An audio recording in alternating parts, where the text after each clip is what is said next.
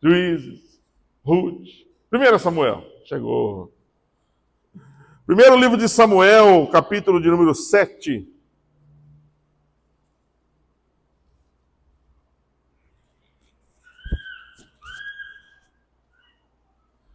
Primeiro livro de Samuel, capítulo 7. Nós vamos ler a partir do versículo 2. Está na tela aí também para você acompanhar. Quantas Bíblias temos hoje aqui? Deixa eu ver quantas Bíblias tem aqui hoje. Ó, igreja que tem Bíblia. Glória a Deus, né, irmão? Se você não tem Bíblia, me procura no final. Nós vamos te dar uma Bíblia de presente. 1 Samuel 7, versículo 2. Sucedeu que, desde aquele dia, a arca ficou em Kiriat Jearim, e tantos dias se passaram que chegaram a 20 anos, e toda a casa de Israel dirigia lamentações ao Senhor. Falou Samuel a toda a casa de Israel, dizendo: se é de todo o vosso coração que voltais ao Senhor, tirai dentre vós os deuses estranhos e os astarotes, preparai o coração ao Senhor e servi a Ele só. E Ele vos livrará das mãos dos filisteus. Versículo 4. Então, os filhos de Israel tiraram dentre si os Baalins e os Astarotes e serviram só ao Senhor. Vamos orar mais uma vez? Pai, nós te agradecemos pela tua santa palavra. Pedimos que o Senhor fale conosco, Pai. Que não seja eu ministrar, mas o teu doce e Santo Espírito a falar aquilo que precisamos ouvir. Nos ensina, Pai, nos capacita, nos exorta, nos anima, meu Pai, nos consola. Fala conosco, Espírito Santo. Tu tens toda a liberdade nesta manhã. Nós oramos com fé. Em nome de Jesus. E quem crê, diga um amém bonito para Jesus. Pode tomar teu assento, meu irmão, minha irmã.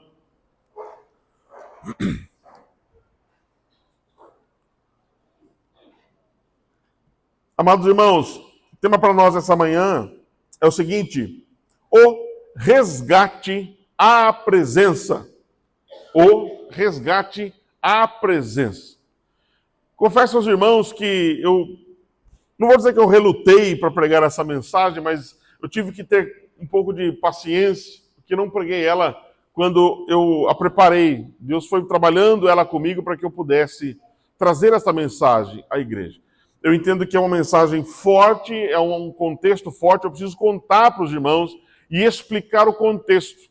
Porque quando nós lemos apenas o texto que nós lemos, não dá o peso real que essa história carrega. Amém, povo de Deus? Você está com paciência para ouvir uma história hoje, hein? Nós vamos ouvir uma história hoje. Uma história conhecida, mas talvez pouco pregada, pouco ensinada, ou talvez você não se lembre dela. Mas eu quero apenas refrescar a nossa memória dessa história tão importante. Esse texto que nós lemos, essa pequena passagem aqui, ela relata o início do desfecho. O início do desfecho de uma história. E talvez uma das histórias mais trágicas da Bíblia. Quem gosta de história trágica aqui? Uma das histórias mais difíceis de ser contada, pregada, vivida da palavra de Deus. Nós vamos entender o porquê disso.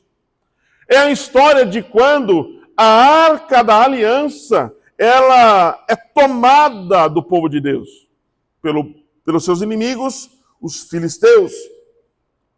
E eu preciso muito da sua atenção nessa introdução e nesse contexto todo, para que isso faça sentido para nós.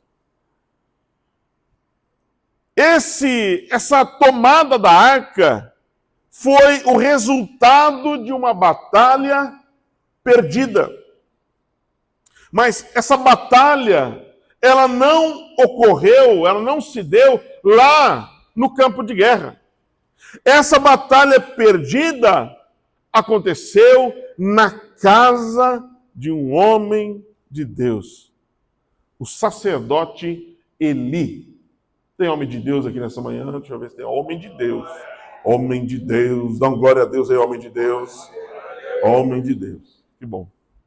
Essa batalha, ela foi perdida na casa de um homem de Deus. O sacerdote Eli, essa é a história da família do sacerdote Eli. E essa guerra, ela não aconteceu lá dentro da casa. A batalha nem foi contra os filisteus. Lógico que eu estou aqui fazendo um paralelo para você entender. A guerra foi perdida contra os filisteus. Mas a maior batalha que se perdeu aqui nesse contexto não foi contra os filisteus no campo de guerra. Apesar disso ter acontecido, e nós vamos ver isso juntos. Mas a guerra se perdeu, a batalha foi perdida dentro da casa do sacerdote. O que aconteceu no campo de guerra foi reflexo daquilo que deixou de acontecer na casa do sacerdote. Perder a Arca da Aliança, ouça isso. Perder a Arca da Aliança representava perder a presença de Deus. Uma vez que a Arca da Aliança, ela representava a presença de Deus. A Arca da Aliança não é o próprio Deus. Ela não fazia milagres. Ela representava a aliança de Deus com o seu povo. Era a representação da presença de Deus no meio do povo. Perder a arca não era como perder um objeto valioso, apesar dela ser coberta de ouro. Perder a arca não era como perder algo de valor monetário. Perder a arca, amados, é perder a presença.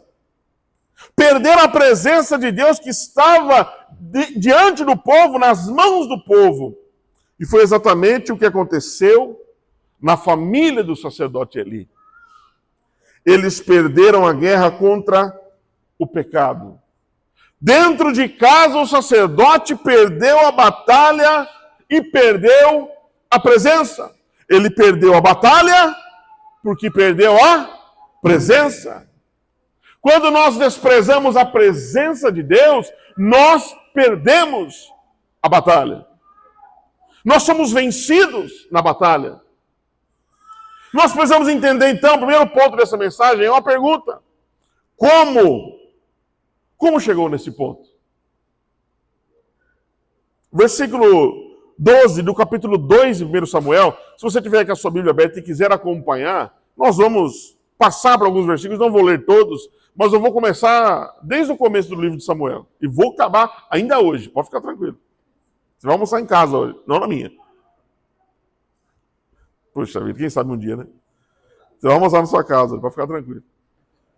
Como chegou nesse ponto é a pergunta que nós precisamos fazer para o texto. A Bíblia diz, no capítulo 2 de 1 Samuel, que a situação do sacerdócio de Israel era complicada. Eli era um sacerdote levantado por Deus para dirigir as adorações ali no tabernáculo. Eles tinham a condução de Eli. Eli era um homem chamado por Deus, era um homem levantado por Deus, era o líder religioso, era o pastor da igreja. Mas eu não quero aqui focar nele como o pastor da igreja, como o líder religioso. Eu quero falar de Eli como o pai Eli, o chefe da família, o sacerdote do seu lar. Eli, ele foi chamado por Deus para representar a figura de liderança para o povo de Deus, e ele tinha ao seu lado seus dois filhos. Um se chamava Hofni e o outro Finéias. Hofni e Finéias eram os dois filhos do sacerdote Eli. A Bíblia nos mostra, no capítulo 2 de 1 Samuel, que os dois filhos de Eli, a Bíblia os chama de filhos de Belial. Mas que significa isso? Filhos de Belial são homens sem caráter, homens que têm prazer no pecado. Filhos de Belial, o texto chama eles de homens que não se importavam com o Senhor. Quem está me acompanhando, diz um amém aí. Os filhos de Eli, Hofni e Finéias, olha o que eles faziam, amados. Tudo está no texto de 1 Samuel 2. Eles tomavam para si os sacrifícios. É como se você fez a tua oferta, teu dízimo aqui, conduzido pela irmã Eliana, e eu vou lá e Pega e enfia no bolso, tchau pra vocês, obrigado, hein? Obrigado, obrigado. Próxima vez vocês fazem mais para me encher mais do bolso. Eles pegavam para si a gordura do sacrifício, a melhor parte do sacrifício. O sacrifício naquele tempo era de animais. Era como se o povo preparava o sacrifício ao Senhor, Ofni e Finéias ia lá com o garfo e a melhor parte é minha. Eles pegavam algo que é de Deus. Eles tomavam o sacrifício, eles desprezavam as ofertas. Cuidado, homem de Deus, mulher de Deus, não despreze a oferta. Esse momento que nós participamos aqui, ele é de suma importância. Tem muitos corações que dizem que estão na presença de Deus, a gente converte o coração, mas não converte o bolso. É mais fácil converter o coração do que o bolso, principalmente quando nós passamos por situações difíceis. O coração deles não estava na presença de Deus. No versículo 22 de 1 Samuel 2, diz que eles se deitavam com as mulheres que trabalhavam no templo. Eles eram casados, e eles se deitavam com as mulheres que serviam no templo. Adúlteros, sexualmente imorais, homens que não faziam parte, espiritualmente falando, do querer de Deus para o sacerdócio de Israel. Eles eram descendentes do sacerdote. A Bíblia diz que Eli estava velho, cego dos olhos, mas o pecado cauterizado dos seus filhos havia cegado agora o seu coração. O posicionamento de Eli, como pai e sacerdote, era falho, indulgente. Sabe o que é indulgente? Tolerante. Eu não vou nem parafrasear, mas não vou citar o versículo, porque está em 1 Samuel 2. A Bíblia diz que Eli foi alertado inúmeras vezes por Deus. E muitas vezes por Samuel. Ele foi alertado, olha, os seus filhos estão fazendo isso. Sabe qual era o posicionamento de Eli? Não faça isso, meus filhos. Está desse jeito no texto, tá, irmãos? Procura lá na Bíblia que você vai ver. Não, filhos meus. Por que vocês fazem isso, filhos meus? Ainda bem que hoje não tem nenhum pai assim, né? Aleluia. Indulgência. Pais indulgentes, mães indulgentes. Que ali, eu não estou falando de criancice, estou falando de estultícia, maldade, pecado. Ele passava a mão na cabecinha. Não, filhinhos, não façam isso.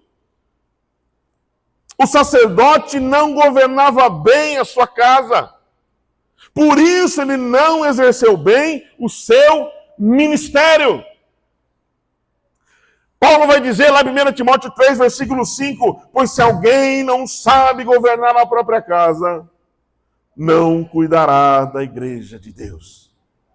E ele diz no capítulo 5, versículo 8, também de 1 Timóteo, ora, se alguém não tem cuidado dos seus, veja só que não é só para o sacerdote religioso, mas é para aquele que está vendo um problema dentro da sua casa, está vendo uma situação na sua família, está vendo um problema no seio da igreja, aquele que não cuida bem dos seus, e especialmente os da própria casa, tem negado a fé. E é pior do que um descrente. É aquela situação em que é o bonachão na igreja, mas é o... Quase que eu falo uma coisa aqui. E em casa é um cavalo selvagem. É uma pessoa agradável. Uma vez aconteceu isso, fui pregar numa casa, que não é aqui em Itatiba, isso não acontece aqui em Itatiba, só acontece em Jundiaí. E lá em Jundiaí, eu fui pregar numa casa lá, pastor, no culto no lar, eu ia pregar, estava lá, né, o louvor acontecendo, as cadeirinhas da garagem, tal. E eu vi lá no fundo lá um menino, um jovem. Eu conheço esse rapaz, tá meio diferente, tatuagem no rosto, bastante brilho, tá meio diferentão, assim, sabe? Mas eu conheço esse menino, o rosto não me é estranho, né? E eu preguei e tal, e ele ficou lá na mesma cara que ele chegou, ele ficou. Acabou o culto, eu fui falar com ele. Ele falou, eu te conheço, e vou falar o teu nome. Ele olhou para mim assim, o teu nome é... Falei o nome dele. Você lembra de mim? Eu falei, então é você mesmo. Tá meio diferentão o negócio aí, né? Mas não julguei ele por isso. Só falei, você tá diferente, né? Ele cresceu. Quando eu te conhecia, você tinha 9 anos, devia estar com uns 20 e poucos anos. Eu dava aula para ele na escola bíblica. Fui professor do Kids, irmãos. Foi um fracasso, mas eu dei aula para o Kids já. Se puder imaginar, na igreja eu fiz. Eu só não costurei beca para o coral, porque eu não sei trabalhar na máquina de costura. E ele, você lembra de mim? Lembro. Pô, pai, mas faz tempo que eu não te vejo na igreja. Eu falei, eu não vou na igreja. Faz muito tempo mesmo. E não vou voltar nunca mais. Eu falei, que isso, rapaz? Por que isso? Ele falou, olha, pastor Ivan, eu gosto muito de você, lembro das suas aulas, gosto muito da pastora Éder, gosto de falar o nome dos pastores, dos professores que ele teve. Amo. O problema é aquele cidadão ali, ó, e apontou para o pai dele. Eu falei, nome por quê? Um homem de Deus, um servo de Deus. Pois é assim que vocês o conhecem na igreja. Aqui em casa é um estúpido ignorante. Ele sempre nos maltratou, sempre nos humilhou, sempre nos agrediu aqui dentro de casa. Então o que adianta? Ele abraçar todo mundo na igreja e aqui dentro ele pisar na gente. Isso para mim é uma hipocrisia, eu não volto mais na igreja. É disso que Paulo está falando. Esse é o sacerdote Eli.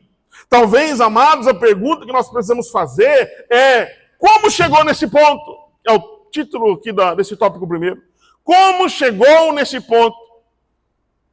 Provavelmente a resposta esteja dentro de nós mesmos. Tem situações que nós vivemos que nós precisamos parar e perguntar: como chegou nesse ponto, hein? Como eu deixei chegar nessa situação? Talvez você não entenda as situações em sua vida, ou o que estamos vivendo em nossa nação. Nós olhamos o Brasil e não entendemos o que está acontecendo.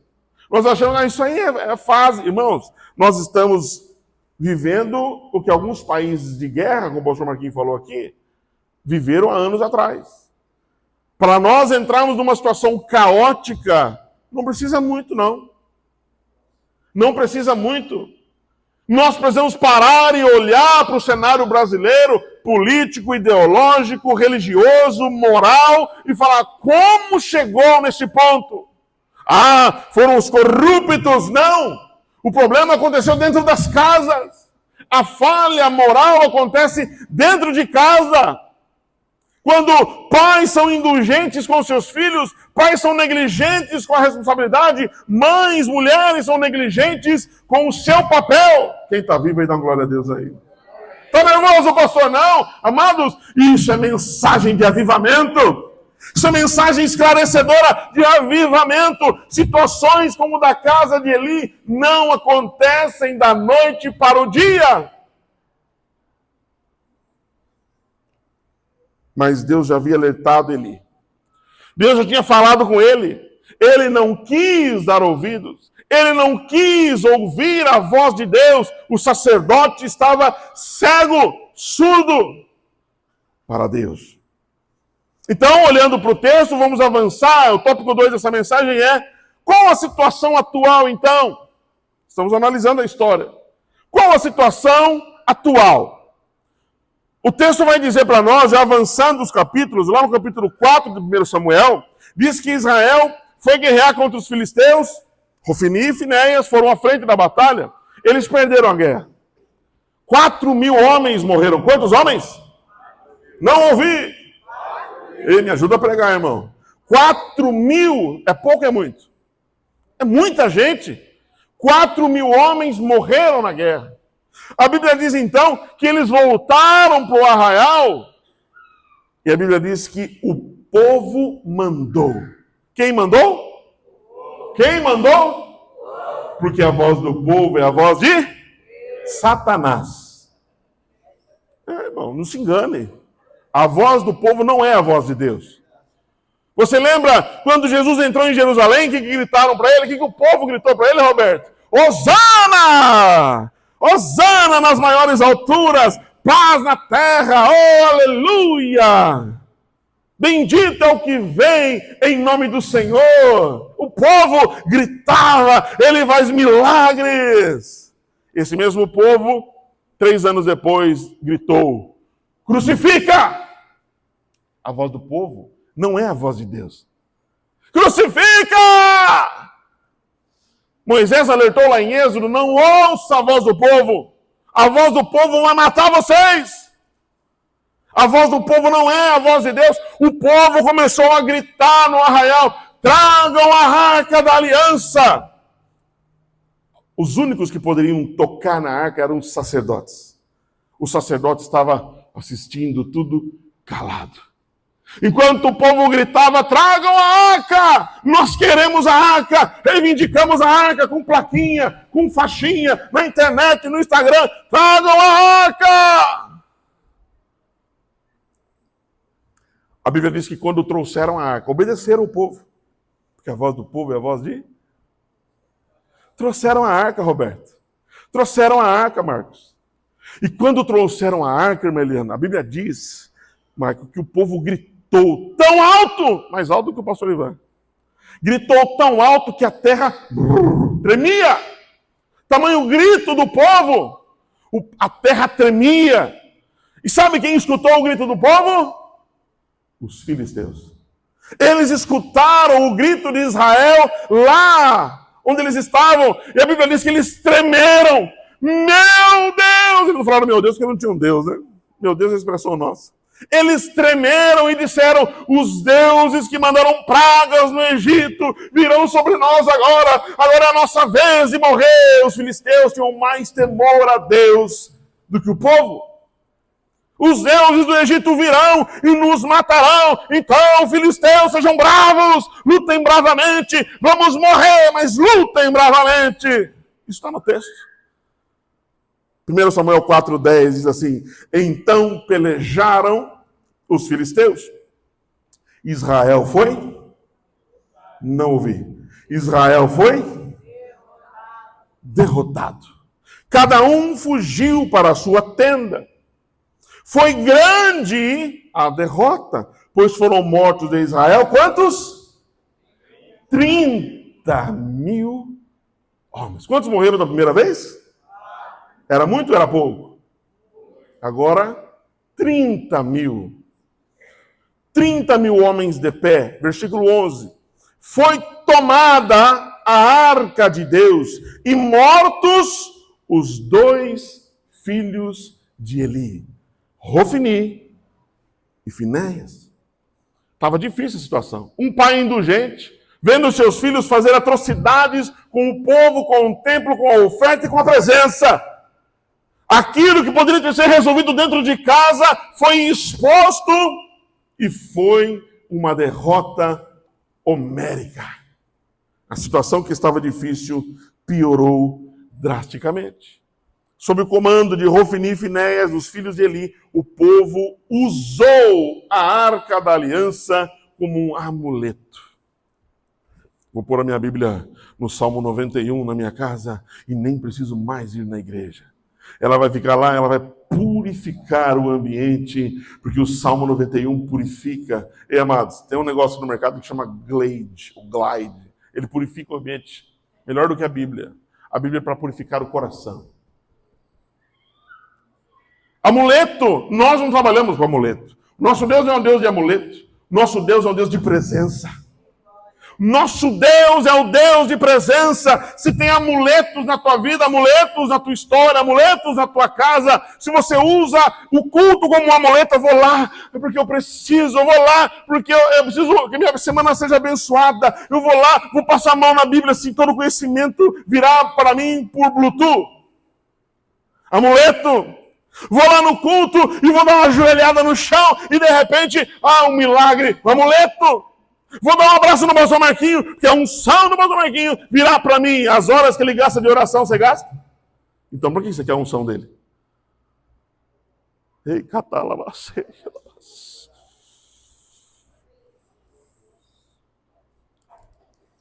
Pastor, você ia pregar essa mensagem no Dia dos Pais? Não sei, irmão. Essa mensagem nasceu bem antes. Mas eu sou pai.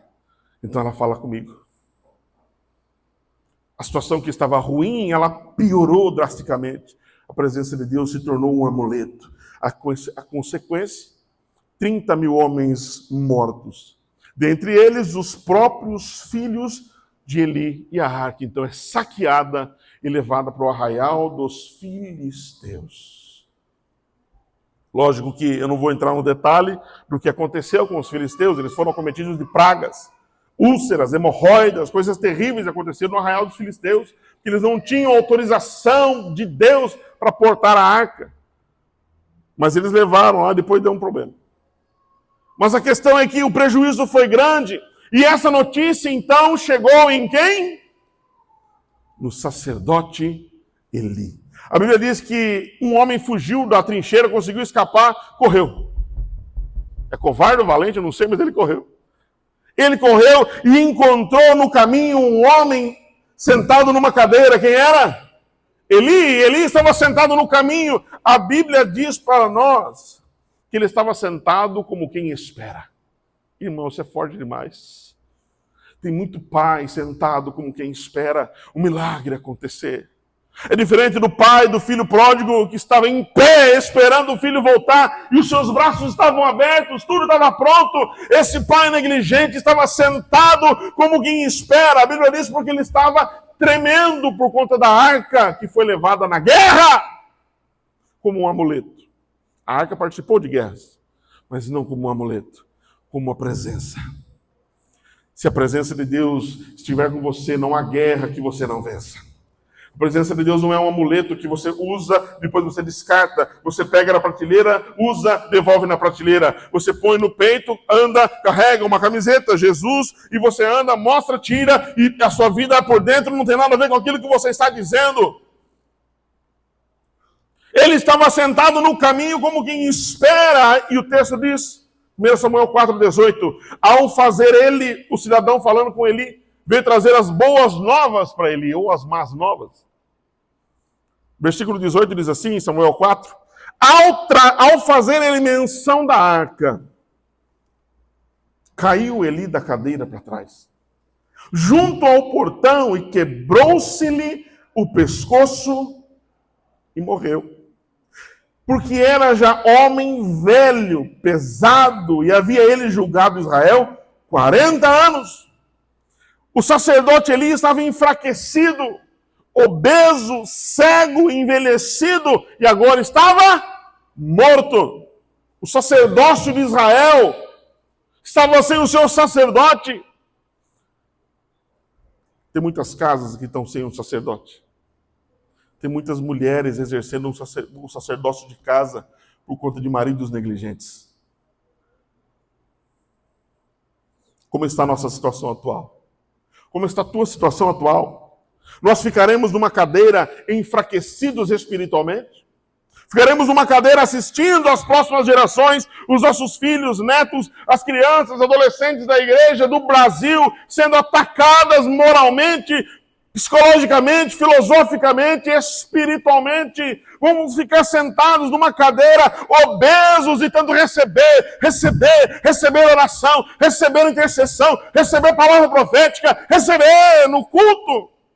Cegos espiritualmente, envelhecidos. Ai, que saudade daqueles tempos, daquelas músicas. Ficaremos numa cadeira sentado, lembrando apenas do passado, enquanto a presença de Deus se vai.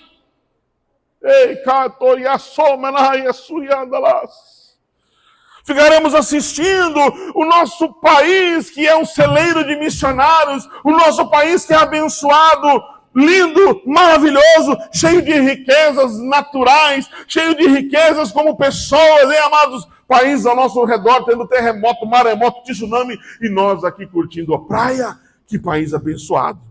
É ou não é? Tem país mais lindo que o Brasil? Temos um baiano aqui, coisa mais linda que a Bahia. Tudo é lindo, Tatiba, Bahia, tudo é lindo. Nós vamos ficar sentados numa cadeira assistindo enquanto o ímpio governa, enquanto as pessoas dentro das escolas estão colocando no coração dos nossos filhos, irmãos, nós tivemos uma reunião com os pastores aqui, segunda-feira passada, e o assunto que foi tratado aqui, irmãos, eu prendi a respiração quando ele começou a falar e soltei só 40 minutos depois. Não sei como que eu não morri. Eu fiquei sem ar de ouvir o cidadão falar. Ele trabalha com isso, mostrou livros que estão circulando. A gente acha que é 1 ou 2. Ele mostrou pelo menos 40 livros que circulam nas mãos dos nossos filhos. Irmãos, livros que são extremamente pornográficos. Estão sexualizando as crianças antes da hora. Isso não é divino, isso é satânico. Mas o povo quer, manda mais. Porque a voz do povo é a voz de...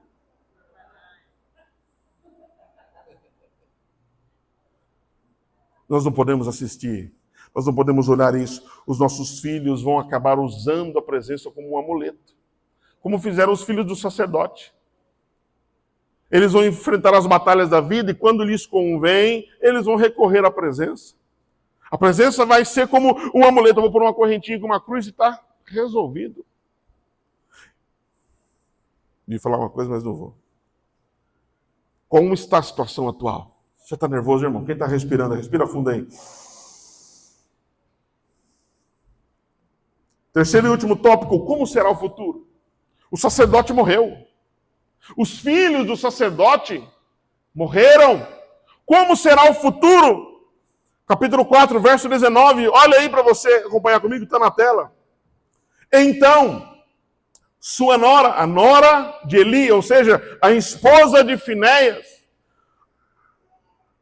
Então, sua nora, a mulher de Finéias, grávida e próxima ao parto, ouvindo estas novas, de que a arca de Deus fora tomada e de que o seu sogro e seu marido morreram, encurvou-se e deu à luz, porquanto as dores lhe sobrevieram.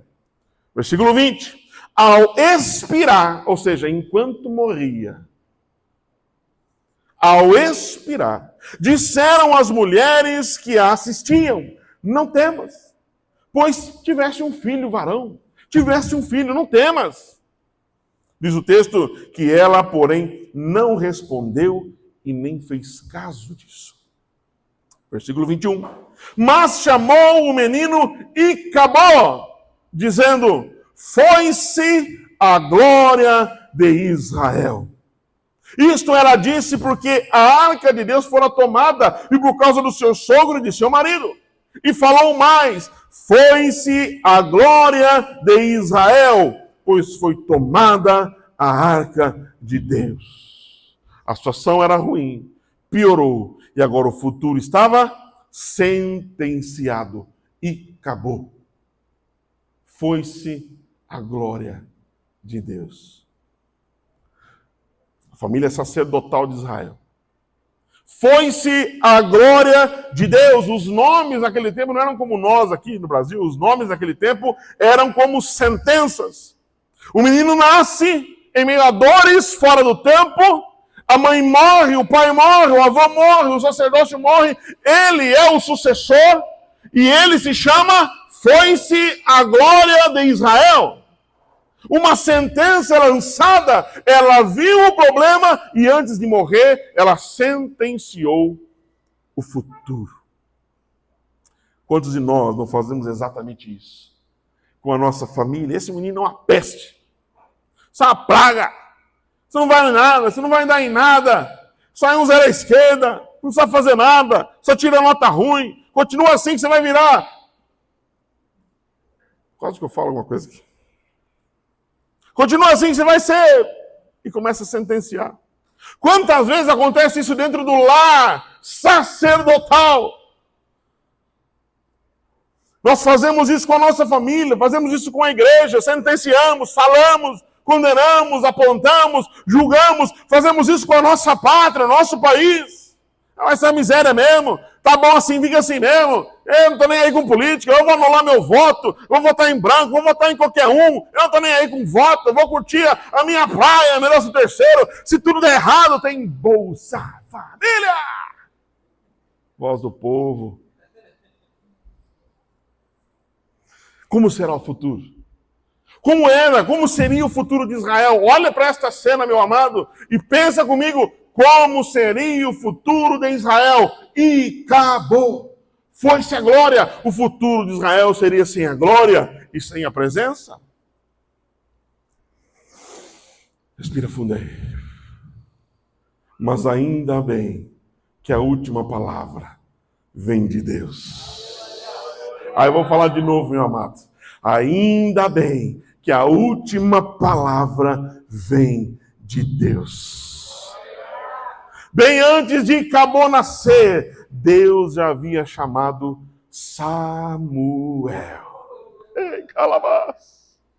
Que cariotebaçu, calabás. 1 Samuel, vai lá no capítulo 1, volta toda a história. 1 Samuel capítulo 1, versículo 20 diz assim que Ana, ela concebeu depois de ter orado, clamado, sendo julgada por Eli. Ela foi humilhada pelo sacerdote Eli. Você está bêbada, mulher? Ela estava orando, clamando, pedindo a Deus um filho. Ela não podia ter filhos. Ela chorava e o sacerdote falava, cala a boca! Mulher louca, bêbada, embriagada, some daqui. Ela orou e pediu a Deus. E olha o versículo 20. Ela concebeu, sendo estéril, e passado o devido tempo teve um filho e chamou Samuel, pois dizia, do Senhor o pedi. A palavra Samuel significa, o nome Samuel significa Deus ouviu. Enquanto uma mãe amaldiçoa o futuro, a outra, 20 anos antes, Ana já havia pedido a Deus a resposta para abençoar o futuro. E Deus, Samuel significa Deus, ouviu. Enquanto uma mãe amaldiçoou o futuro e acabou, foi-se a glória de Israel. Deus já tinha providenciado 20 anos antes a resposta. Deus ouviu a oração de Ana. Deus ouve a oração da igreja. Deus ouve a oração de um servo, de uma serva de Deus. Deus ouve a oração de uma família. Deus ouve a oração de uma nação. Se o meu povo que se chama pelo meu nome se humilhar e orar e se arrepender dos seus pecados e maus caminhos, então eu ouvirei dos céus, perdoarei o seu pecado e sararei, aleluia, sararei a sua terra. Se tem uma resposta que eu e você podemos dar para a nossa família e para o futuro, estar na presença de Deus. Se tem um povo que pode fazer a diferença, é o povo de Deus. Onde está o povo de Deus? Onde está o povo que clama, ora e pede a Deus, a presença de Deus? Quando o povo pede, Deus ouve o povo de Deus, porque a voz do povo de Deus é a voz de Deus. Ei, catalablas, você carrega no seu coração a voz de Deus. Jesus disse, vocês farão as obras que eu faço, e obras maiores farão. Ele não falou isso para o povão, não. Nem todo mundo é filho de Deus, meu querido. João 1,12 diz que todo aquele que foi chamado filho de Deus é aquele que crê. Só quem crer em Jesus é chamado de filho de Deus. Nem todos são filhos de Deus, nem todos são povo de Deus, só aqueles que se entregam a Jesus. Não se confunda, não se engane. Enquanto uma mãe amaldiçoou o futuro, a outra 20 anos antes já tinha preparado o ambiente. E Deus ouviu. Enquanto um era amaldiçoado no dia do seu nascimento, outro já havia sido consagrado a Deus 20 anos antes. Aleluia. 20 anos atrás, 1 Samuel 3,1, o jovem Samuel servia ao Senhor perante Eli. Naqueles dias, a palavra do Senhor era muito rara. A palavra do Senhor era muito rara. E diz o texto, as visões não eram frequentes. A palavra estava escassa, mas Deus levantou Samuel. O conhecimento da palavra de Deus estava escasso, mas Deus levantou Samuel. Onde está o Samuel desse tempo aqui? Ó? Nós somos o Samuel desta geração. Nós podemos ter sentenças para o Brasil, podemos ter sentenças por decisões que foram tomadas, mas Deus levantou Samuel. A palavra era escassa, mas Deus levantou Samuel. O sobrenatural, os milagres não eram mais frequentes, mas Deus levantou Samuel. Antes que a glória de Deus se retirasse, Deus já havia levantado aquele que seria o agente do resgate, a presença. Ei, meu amado, nós temos essa história não apenas para entender e aprender sobre ela. Nós precisamos entender que o povo de Deus não fica desamparado. 20 anos antes, depois da morte de Eli, da arca ser tomada, Samuel, com 50 anos de idade, começa a santificação da nação novamente. Você lembra o texto que nós lemos? 1 Samuel 7? Eu vou ler de novo. Sucedeu que desde aquele dia a arca ficou em Kiriat Jearim. Ela já tinha voltado porque os filisteus a rejeitaram. Leva embora isso daqui! Ela foi para Kiriat Jearim, isso já era em Israel, no território de Judá. Tantos dias se passaram que chegaram a 20 anos, e toda a casa de Israel dirigia lamentações ao Senhor.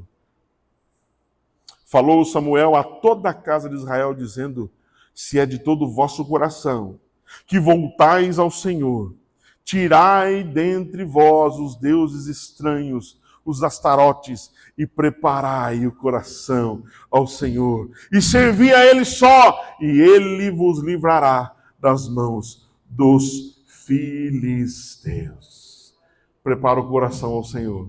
Essa é a mensagem de Samuel. Preparem o coração ao Senhor. Essa era a mensagem de João Batista. Preparai o caminho do Senhor. Essa era a mensagem do nosso libertador. Essa história é uma figura, essa história é um tipo. Ela revela para nós aquilo que Jesus veio fazer na terra. O povo tinha pecado, mas Ele é o Cordeiro que foi morto desde a fundação do mundo. Antes da queda, Jesus já estava presente. Ele sabia, a sentença estava lá, mas Deus enviou o seu Filho. Aleluia! Essa é a minha e a sua história. Isso é profundo e verdadeiro. Deus enviou o seu Filho, João 3, 16 e 17, porque Deus amou o mundo de tal maneira que deu o seu Filho unigênito, para que todo aquele que nele crê não pereça, mas tenha a vida eterna, porquanto Deus enviou o seu Filho ao mundo, não para que julgasse o mundo, mas para que o mundo fosse salvo. Deus já tinha levantado Jesus. Tinha um irmão mais velho na casa. Samuel já estava ali vendo as atrocidades de Hofni e Finéias, mas ele ouvia a voz de Deus: Samuel, Samuel, fala. Fala, porque o teu servo ouve. Samuel, Samuel, fala com Eli, fala com ele.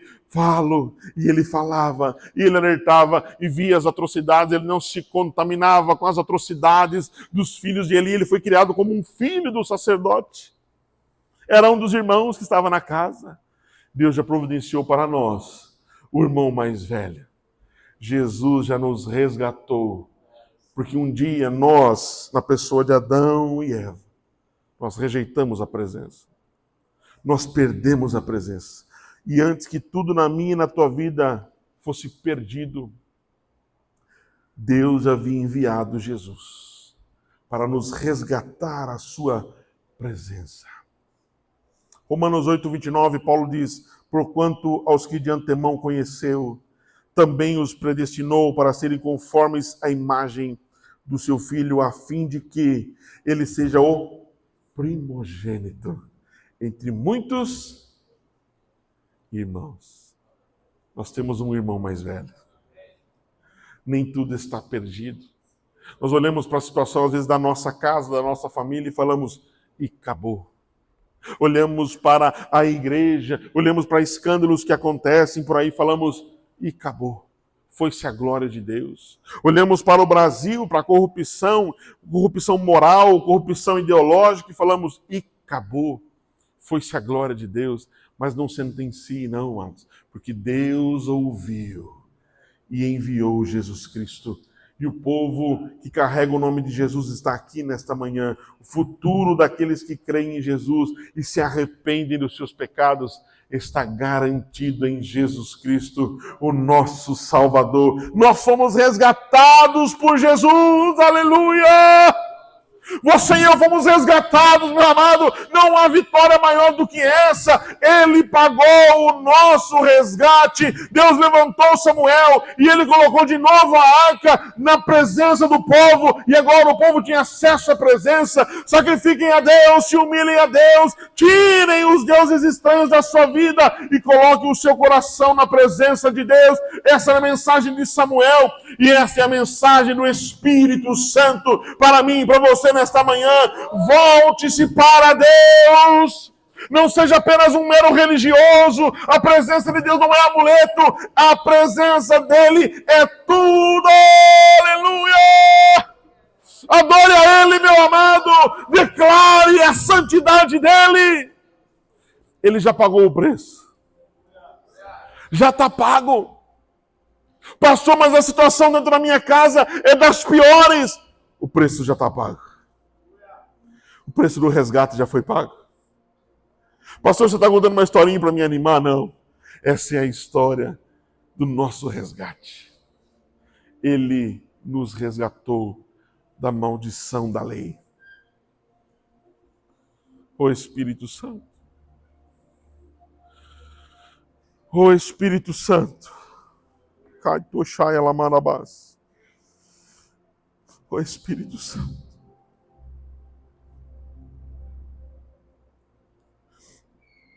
Ainda que a sua história seja trágica, meu irmão e minha irmã, e o seu passado, da sua família, tenham muitos problemas, se vencermos a batalha aqui, aqui dentro, não há batalha do lado de fora que não seja vencida.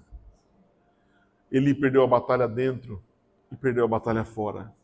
Deus nos chamou nessa manhã para vencer a maior de todas as batalhas, contra o nosso ego, contra a nossa indiferença, contra a nossa religiosidade. Fecha os teus olhos. Feche os teus olhos. Talvez essa palavra tenha falado com você. Talvez essa palavra tenha mexido com você. Eu quero promover um tempo de adoração, porque nada melhor do que voltarmos à presença.